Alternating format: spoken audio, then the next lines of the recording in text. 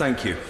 Mrs Marion Fellows. Thank you, Mr Speaker.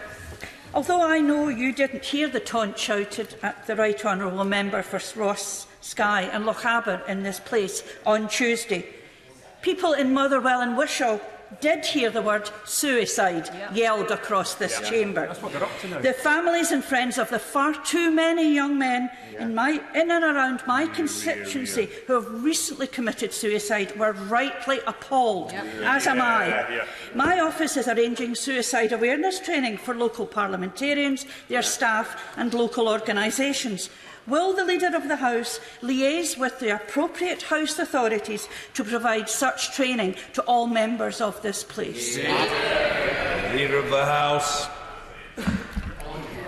Well, I'm not aware of the specific circumstances that the Honourable Lady raises, but I would say, and I'm sure you, Mr Speaker, obviously language in the chamber is a matter for the Chair, but nevertheless, as Mr Speaker and I have both made clear that unacceptable language, threatening language, violent language and, of course, offensive language should not be used at any time, let alone in the chamber.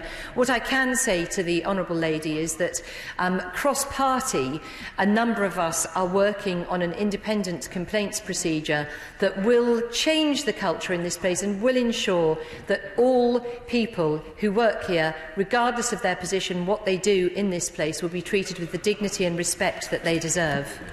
As I think the Honourable Lady knows, and I respect her sincerity and the force of what she's just said, I indicated earlier in the week that I simply didn't hear the term used at the time. However, I did also emphasise, once it was brought to my attention, that I utterly deprecated it, and it is not a term that should be bandied about in the spirit of political polemics. It is, as the Honourable Lady says, something that touches a lot of people very deeply.